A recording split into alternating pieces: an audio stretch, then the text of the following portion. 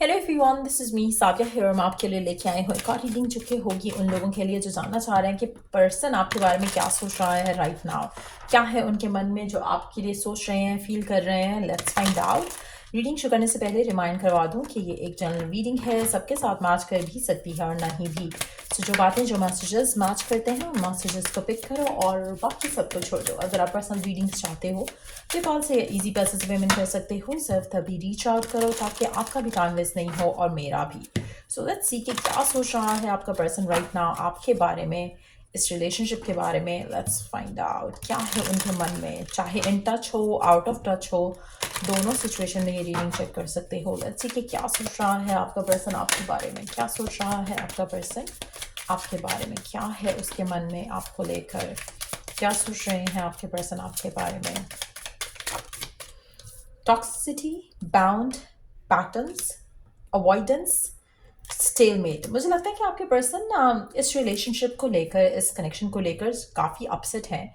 उनको कहीं ना कहीं इस रिलेशनशिप को लेकर एक टॉक्सिसिटी फील हो रही है, एक पैटर्न जो है जो उनको बॉदर कर रहा है इस रिलेशनशिप में, वो अच्छा नहीं है। चाहे वो आर्ग्यूमेंट है आप दोनों के दरमियान में जो बहुत ज़्यादा हो रहा है, चाहे वो फाइट्स हैं जो बहुत ज़्यादा हो रही हैं, चाहे वो चीज़ों को जल्दी आगे लेके जाने की बातचीत है, जो भी है एक पैटर्न आप रिलेशनशिप में फॉलो कर रहे हो जो कि आपके पर्सन को डेफिनेटली बॉदर कर रहा है। आपके पर्सन राइट नाउ किसी भी चीज़ को डील करने के मूड में नहीं है। आप में से मेजॉरिटी लोगों के लिए आपका जो पर्सन है, अगर वो चाहता भी है कि वो आपको कुछ दे सके इस रिलेशनशिप में या कमिटमेंट दे सके, जो फाइट्स और आर्ग्यूमेंट्स हो रही हैं वो आपके पर्सन को डिप्रेसिंग एनर्जी दे रही हैं।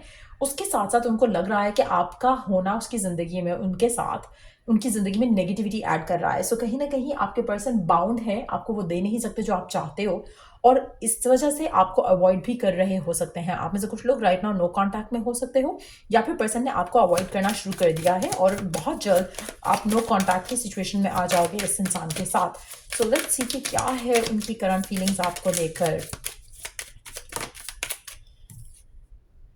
गार्डेड है, वल्नरेबल फील कर रहा है आपका पर्सन। आप मेजॉरिटी लोगों के लिए मुझे लग रहा है कि आप दोनों के दरम्यान में कोई डिस्कशन हुई है, कोई ऐसी डिस्कशन हुई है जो कि आपके पर्सन को बॉदर कर रही है बहुत ज़्यादा, और उसको लग रहा है कि शायद उनको अपने आप को फिलहाल गार्डेड रखना पड़ेगा। वो कहीं ना कहीं वल्नरेबल फील कर रहे हैं टू गेट हर्ट, टू उनको लग रहा है कि शायद कनेक्शन वैसा नहीं जाएगा जैसा उनकी सोच थी या वो जैसा चाह रहे थे।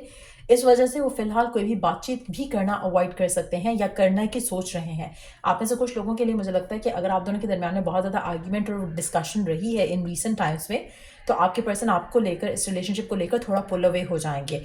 उनको जो नेगेटिविटी फील हो रही है मुझे लगता है कि उसमें आपका रोल ज़्यादा नहीं है, लेकिन एट द सेम टाइम क्योंकि जो सिचुएशन है वो काफ़ी ख़राब लग रही है, उसमें ये पर्सन आपको लेकर अपनी फीलिंग्स को, इमोशंस को कंट्रोल करने की कोशिश करेंगे, जिसकी वजह से इनको लगेगा कि इनको फियर रहेगा कि कहीं ये हर्ट ना हो जाए।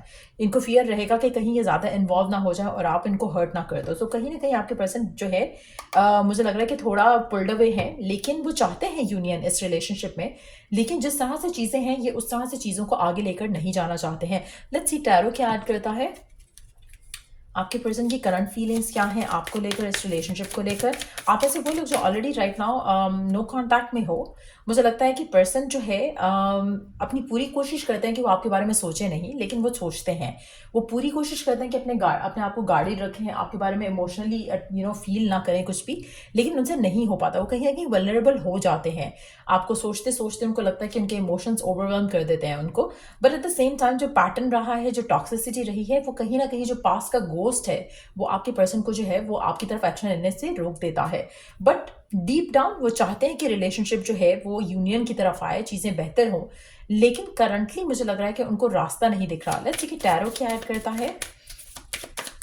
आपके स्पेसिफिक समवन आपके बारे में क्या सोच रहे हैं, क्या फील कर रहे हैं, क्या सोच रहे हैं, क्या फील कर रहे हैं। Not gonna take all these cards. क्या फील कर रहे हैं, क्या सोच रहे हैं।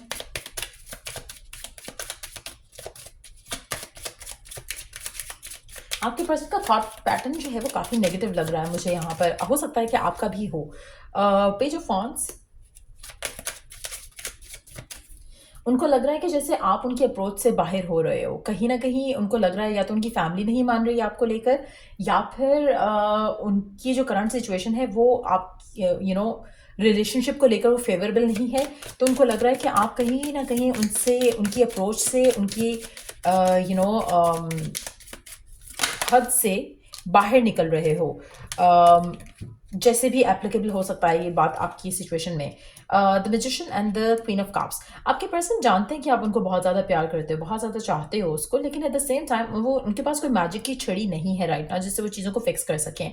सो इवन दो उनको पता है कि आप उनको बहुत चाहते हो, आप उनसे बहुत प्यार करते हो, लेकिन वो कुछ भी फिलहाल जो है, मुझे लगता है कि मैजिक ही होगा जो आप दोनों के दरम्यान में जो इश्यूज हैं उनको रिजॉल्व कर सके।